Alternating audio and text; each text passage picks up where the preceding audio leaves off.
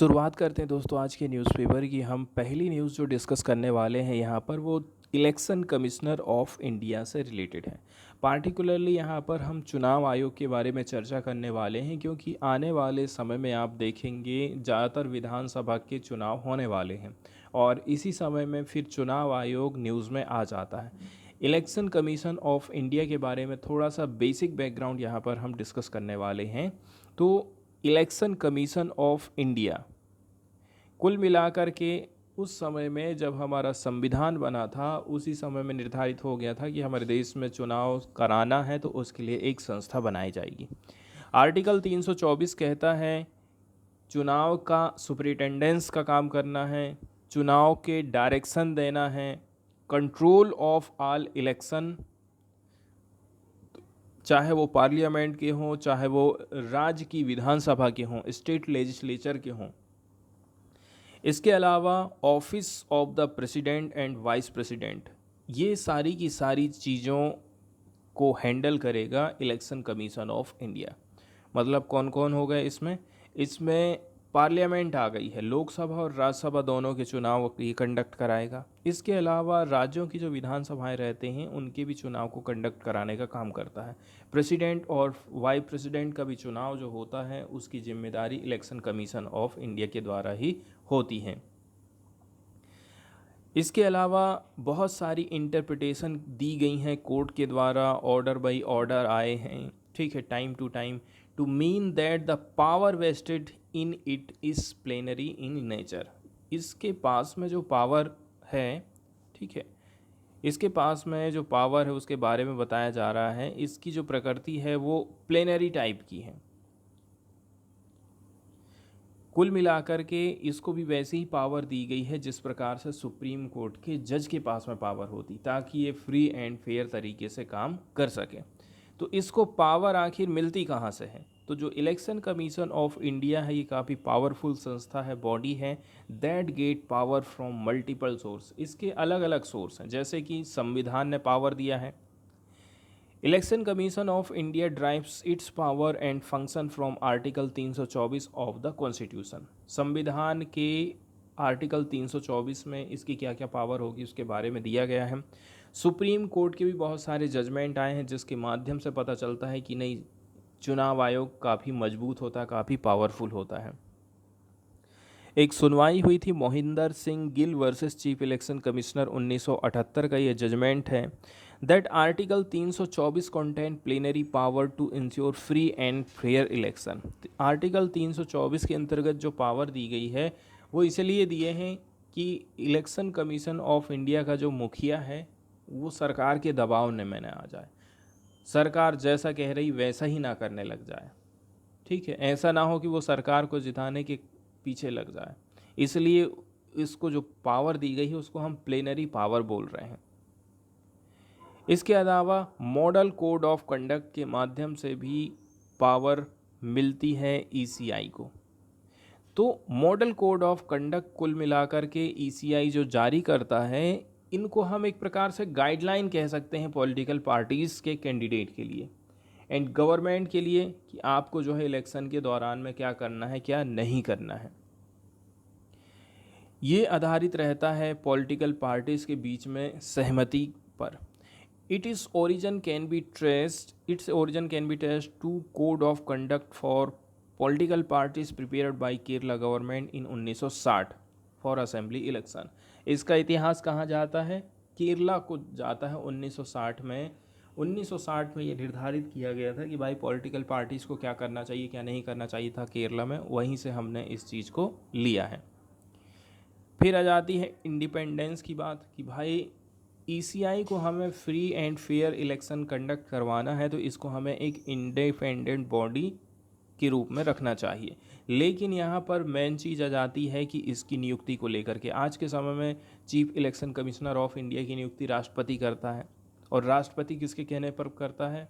प्रधानमंत्री और मंत्रिपरिषद की सलाह से काम कर रहा है। इसका मतलब ये हो गया, डायरेक्टली देखा जाए तो प्रधानमंत्री ही अपनी मनपसंद का व्यक्ति को इलेक्शन कमिश्नर ऑफ इंडिया बना रहा है। इसलिए सुप्रीम कोर्ट ने कहा था चुनाव आयोग को फ्री एंड फेयर करना है, इसके लिए हमें एक ग्रुप का निर्माण करना चाहिए। उस ग्रुप में सीजीआई रहेगा, उसमें प्रधानमंत्री रहेंगे, उसमें अपोजिशन पार्टी के लीडर रहेंगे। ये 3 लोग मिलकर के ये डिसाइड करेंगे कि किसको हमें chief election commissioner of India बनाना चाहिए। लेकिन यहाँ पर सरकार ने नहीं मानी। उन्होंने कहा कि सीजीआई को हम यहाँ से हटा रहे हैं, और पीएम ने कहा मैं अपनी पसंद का एक यहाँ पर कैबिनेट मिनिस्टर बैठा लूँगा और हम 3 लोग मिल करके chief election commissioner of India की नियुक्ति करेंगे।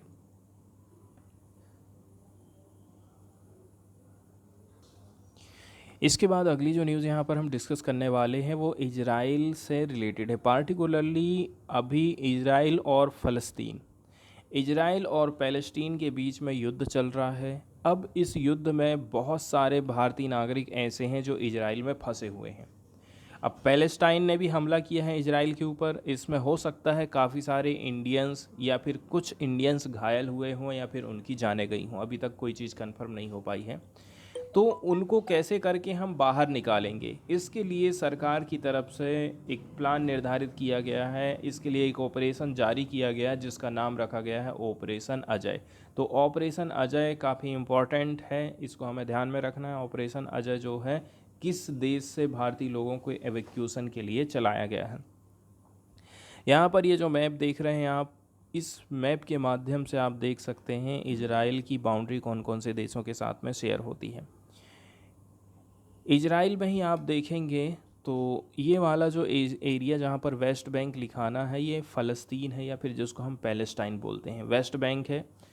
मतलब यदि आप पूरब वाले हिस्से की तरफ में जा रहे हैं इजराइल के तो ये वेस्ट बैंक है, और यदि आप पश्चिम वाले हिस्से की तरफ में जा रहे हैं तो गाजा स्ट्रिप इसको बोलते हैं, गाजा पट्टी बोलते हैं। अब यहाँ पर आप इसकी बाउंड्री को देखिए। यदि हम इज़राइल के ऊपर की तरफ में जाते हैं, ऊपर की तरफ में आप जाएंगे तो ये वाला जो एरिया है लेबनान हो गया। इसके अलावा ये सीरिया वाला हिस्सा हो गया। सीरिया से नीचे यदि हम अपन आते हैं तो ये जॉर्डन हो गया, और नीचे की तरफ में यदि हम जाते हैं तो नीचे फिर डेड सागर पड़ जाता है। ये जॉर्डन रिवर है जो कि जॉर्डन को और वेस्ट बैंक को अलग करने का काम करती है। और उसके ऊपर यदि हम जाएंगे तो लेक टिब्रिस आपको देखने को मिलेगी जिसको हम सी ऑफ गैलिली बोलते हैं। नीचे की तरफ आप यदि आएंगे इजराइल के तो नीचे गल्फ़ ऑफ अकाबा है। फिर इजिप्ट के साथ में ये पश्चिमी वाले हिस्से की तरफ में काफ़ी लंबी बाउंड्री को शेयर करता है। इसके बाद आ जाती हमारी गाजा स्ट्रिप, फिर आ जाता है मेडिटेरियन सागर। तो मेडिटेरियन सागर के साथ में भी अपनी बॉर्डर को शेयर करता है। अब हम देख लेते हैं न्यूज़ की तरफ, और न्यूज़ में देखते हैं हम ऑपरेशन अजय। तो ऑपरेशन अजय चलाया गया है ताकि हम इंडियन नेशनल को इजराइल से बाहर सुरक्षित ला सकें। तो इंडिया जो है एक काफ़ी बड़ा ऑपरेशन चलाने वाला है जिसके माध्यम से हम हमारे नागरिकों को जो चाहते हैं कि इस कन्फ्लिक्ट हिट इजराइल से बाहर आएँ, उनको हम हमारे देश वापस लाएंगे। Announcing the initiative late on Wednesday, external affair minister S Jaishankar said special chartered flight are being arranged. तो युद्ध तो काफ़ी पहले से चालू हो गया है, लेकिन हमने हमारा काम काफ़ी लेट से करे हैं। जबकि वहीं पर यदि दूसरे देशों की बात करें तो उन्होंने फटाफट अपने नागरिक को वहाँ से बाहर निकालना चालू कर दिए हैं। तो ये वाला जो इवैक्यूएशन प्लानिंग है जहाँ से हम अपने नागरिकों को निकाल रहे हैं, ये सेकंड नंबर का है। इसके पहले हमने कावेरी चलाए थे जहाँ से बहुत सारे थाउजेंड ऑफ इंडियन सिटीज़न को कन्फ्लिक्ट टॉर्न सूडान से बाहर लाया गया था। हम हमारे जो इंडियन सिटीजन हैं उनको एक स्पेशल चार्टर फ़्लाइट के माध्यम से लाने वाले हैं। इसके अलावा और जो अदर अरेंजमेंट हैं उनको भी हम पूरा करने वाले हैं, ऐसा नेताओं की तरफ से बोला गया है, सरकार की तरफ से बोला गया है।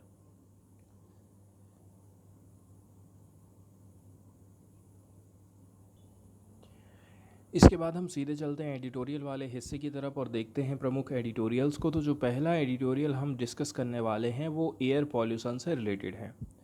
द हिंदू में मेनली देखा जाए ना तो दो एडिटोरियल आज छपे थे। एक तो महिलाओं को जो रिजर्वेशन दिया जा रहा है उस पर आधारित था, और एक और आर्टिकल है उसको हम डिस्कस करेंगे। तो महिलाओं की रिजर्वेशन से रिलेटेड जो एडिटोरियल है बहुत सारे हम ऑलरेडी से डिस्कस कर चुके हैं, इसलिए हम जो है एयर पॉल्यूशन के बारे में आज थोड़ा सा एडिटोरियल के माध्यम से डिस्कशन करने वाले हैं।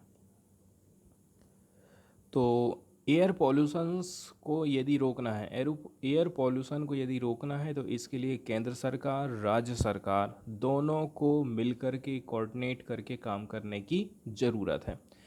ऐसा नहीं है कि केंद्र सरकार कहे कि यहाँ पर तो अरविंद केजरीवाल की सरकार है, दिल्ली में पॉल्यूशन हो रहा है तो वो पूरा पूरा काम वही करेंगे।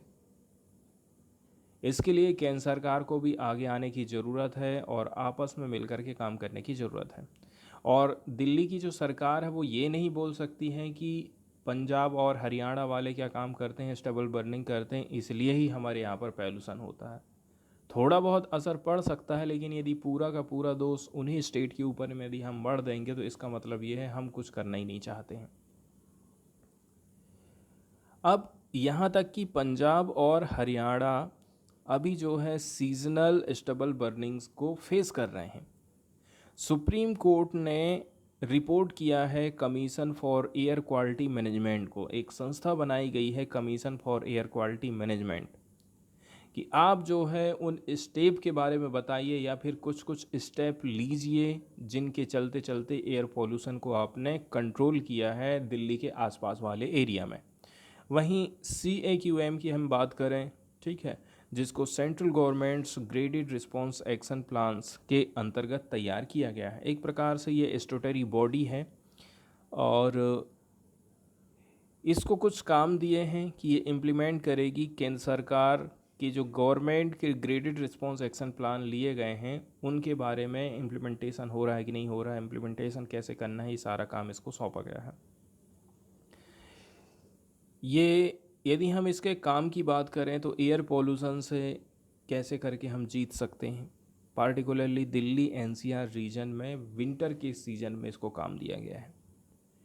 It had reported sudden decline in air quality parameter in the region last week। पिछले ही हफ्ते आप देख लीजिए, अभी तो उतना ज़्यादा घटनाएं चालू भी नहीं होंगी, पिछले ही हफ्ते से ही सडन तरीके से एयर क्वालिटी में हमको गिरावट देखने को मिली थी, इसने ये रिपोर्ट किया था। और दिल्ली की जो एयर क्वालिटी थी वो इंडेक्स में पुअर कैटेगरी में चली गई थी।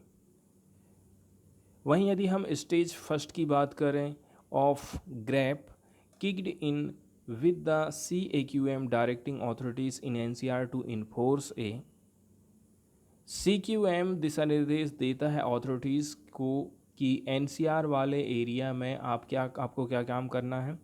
कोल का जो यूज़ हो रहा है होटल में और रेस्टोरेंट में उसको बैन करना है। इसके अलावा पनिशेटिव मेजरमेंट लिए जाएंगे यदि कोई भी इंडस्ट्री पॉल्यूशन फैलाती है, थर्मल पावर प्लांट पॉल्यूशन यदि फैलाते हैं तो। दिल्ली वाले रीजन की बात करें, ठीक है, नॉर्दर्न कैपिटल रीजन की यदि हम बात करें, NCR रीजन की बात करें, यहाँ पर पॉल्यूशन इतना ज़्यादा बढ़ा हुआ क्यों है। पार्टिकुलरली अक्टूबर और नवंबर का जो महीना रहता है, इस महीने में आजू बाजू के जो स्टेट हैं क्रॉप रेसिड्यू को जलाना चालू कर देते हैं। धान की कटाई हुई, लंबी लंबी डंठल रहती हैं, अब वहाँ पर खेत की जुताई करना काफ़ी मुश्किल काम हो जाता है। इसलिए किसान लोग सबसे पहले डंठल को हटाने, घास वास को, खरपतवार को हटाने के लिए खेत में सीधे सीधे आग लगा देते हैं।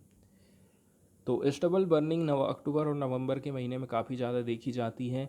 But there are several contributory factor, लेकिन इसके अलावा भी कुछ कुछ फैक्टर हैं, जैसे कि रोड ट्रैफिक, कंस्ट्रक्शन का काम चल रहा है, कहीं कहीं पर घर ढहाए जा रहे हैं, कहीं सड़क बन रही है, कहीं कुछ हो रहा है, तो इस प्रकार से कंस्ट्रक्शन भी चल रहा है और कहीं कहीं पर डिमोलेशन का काम भी चल रहा है।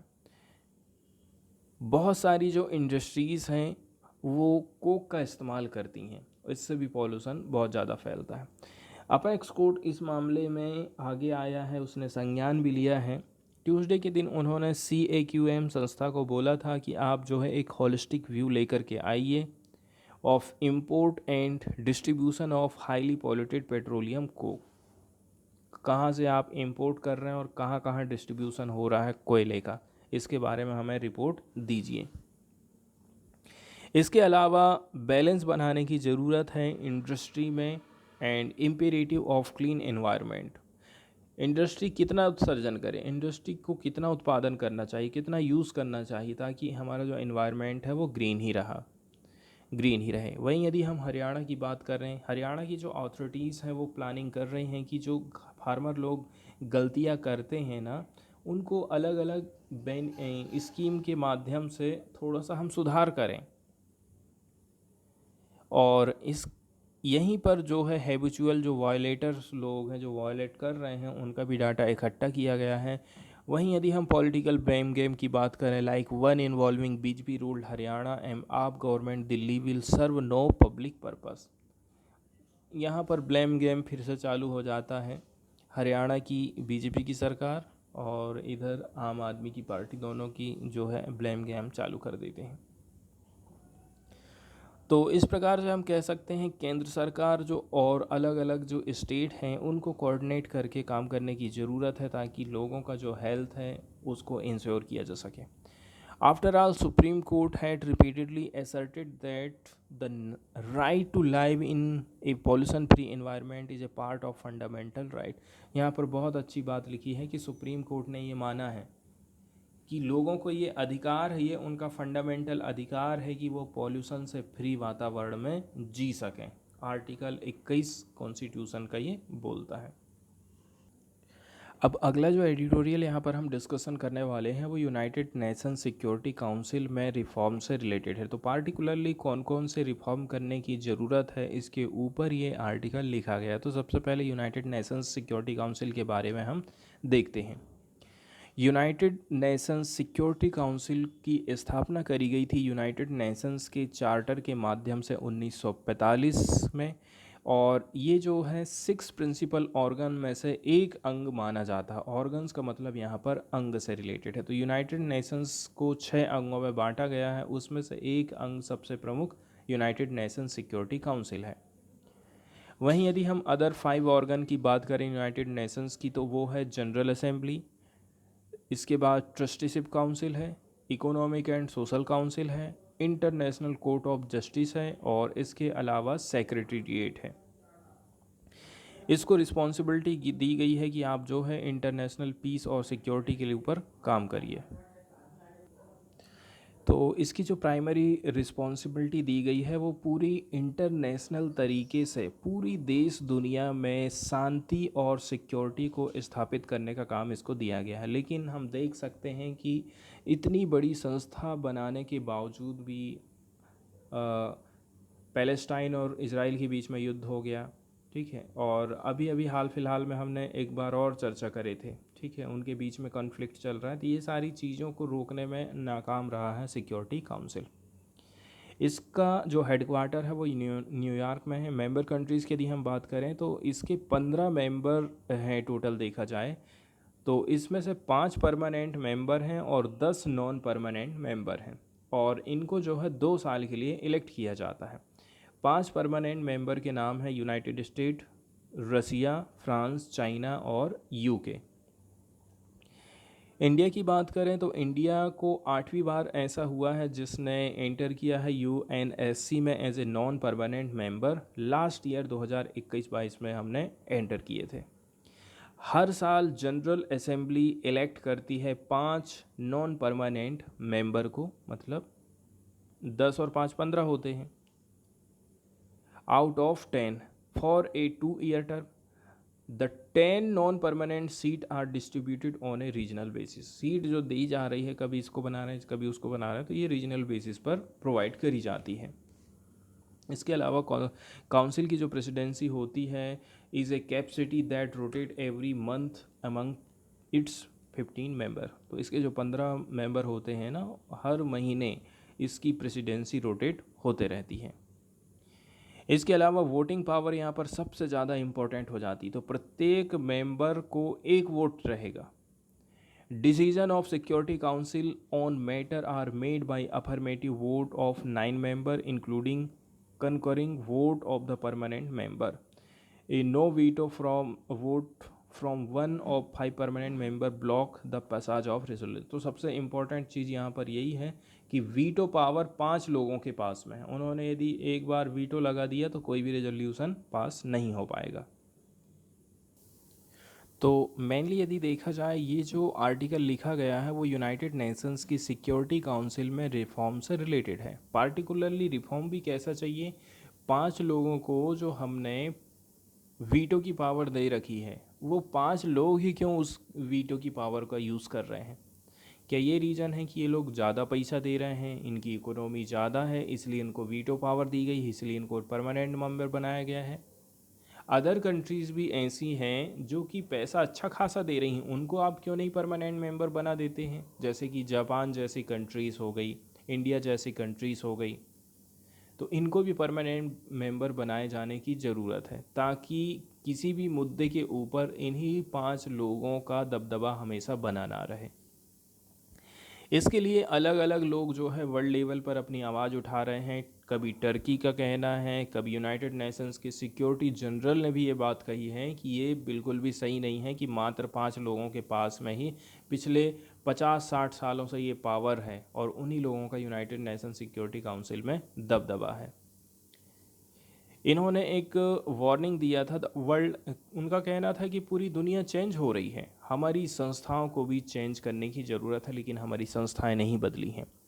We can not effectively address problem, हम जो है एड्रेस नहीं कर पाएंगे समस्याओं को यदि हमारे जो इंस्टीट्यूशंस हैं वो दुनिया को रिफ्लेक्ट नहीं करते हैं।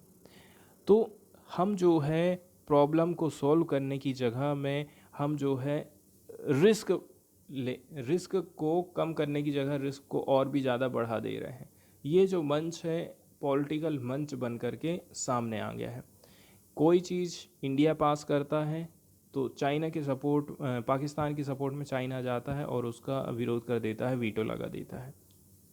कोई चीज़ रसिया लाएगा, कोई चीज़ चाइना लाएगा तो उधर से अमेरिका वीटो लगा देगा। तो कुल मिलाकर के यहाँ पर आप कह सकते हैं कि पॉलिटिकल प्लेग्राउंड बन गया है ये सिक्योरिटी काउंसिल।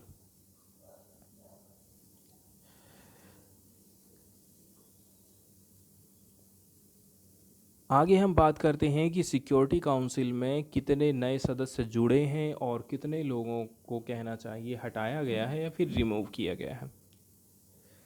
तो सिक्योरिटी काउंसिल में रिफॉर्म करना कोई आसान काम नहीं है।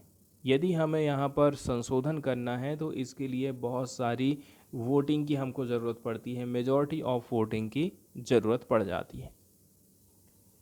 Security council reflect the geopolitical reality of 1945 and not of today. कुल मिलाकर के आज के समय में यदि हम यहाँ पर खड़े होकर देखेंगे तो ये 1945 का जो सिनेरियो चल रहा था वही सिनेरियो आज भी चल रहा है। उस समय में यूनाइटेड नेशंस की स्थापना की गई थी 1945 में। तो जो काउंसिल हुआ करता था उसमें 11 मेंबर होते थे out of A total UN membership of 51 countries. United nation में 51 सदस्य थे। 51 में आप देखेंगे 11 जो है यूनाइटेड सिक्योरिटी काउंसिल के सदस्य हुआ करते थे। इसका मतलब ये है कि लगभग 22% लोग। आज के समय में 193 देश यूनाइटेड नेशंस के मेंबर हैं, लेकिन मात्र 15% ही जो है यूनाइटेड नेशंस काउंसिल में शामिल हो रहे हैं। मतलब मात्र 8% लोग यहाँ पर पार्टिसिपेट कर रहे हैं। इसके बाद एक चेंज जो किया गया था वो था ओरिजिनल चार्टर यूनाइटेड नेशंस का 1965 में। उस समय यूनाइटेड नेशंस सिक्योरिटी काउंसिल को एक्सपांड किया गया था, 11 मेंबर से 15 मेंबर बनाए गए थे, एडिंग 4 मोर इलेक्टेड नॉन परमानेंट मेंबर। 11 थे, 11 में 4 हमने और जोड़ दिए तो ये नॉन परमानेंट मेंबर टोटल 15 हो गए। अब इतने सारे मेंबर कंट्रीज़ हैं, वो लोग क्या फील करते हैं? वो जाहिर सी बात है, उनका कहना है कि हमारा जो रिप्रेजेंटेशन है इस संस्था में एडिक्वेट तरीके से नहीं हो पा रहा है। The composition of council also give undue weightage to the balance of power those days.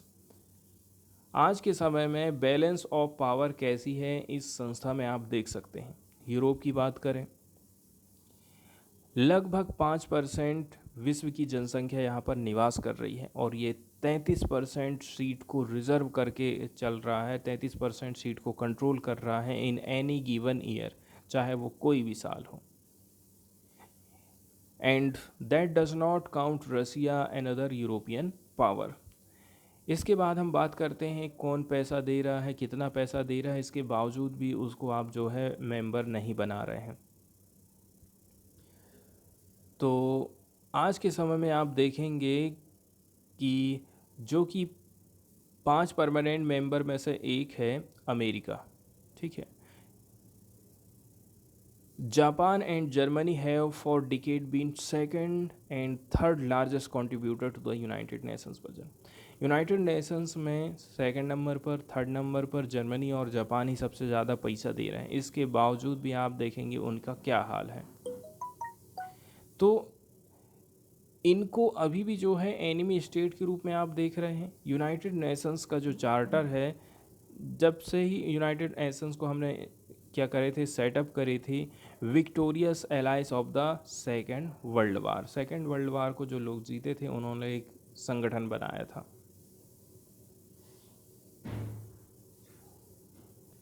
अब हम बात करते हैं यदि हमें यूनाइटेड नेशंस के चार्टर में संशोधन करना है तो कितने % वोटिंग की हमको ज़रूरत पड़ेगी। तो यूनाइटेड नेशंस के चार्टर में संशोधन किया जाना ही सबसे महत्वपूर्ण हो जाता है।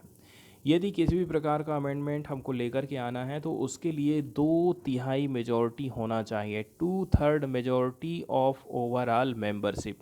193 लोग हैं, 193 का 2/3 हिस्सा, इतनी वोटिंग होना चाहिए, तब जाकर के किसी भी प्रकार का अमेंडमेंट हो सकता है।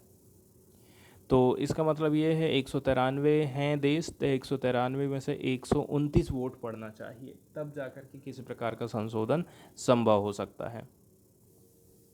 इसके अलावा रेटिफिकेशन भी होना चाहिए। रेटिफिकेशन भी 2/3 मेंबर स्टेट के द्वारा होगा, तब जाकर के रिजोल्यूशन पास हो सकता है। रेटिफिकेशन एक प्रकार से पार्लियामेंट्री प्रोसीजर होता है। वहीं यदि हम अदर शब्दों में कहेंगे, the only prescription that has any chance of passing is one that will both pursue 2/3 of UN member state to support it.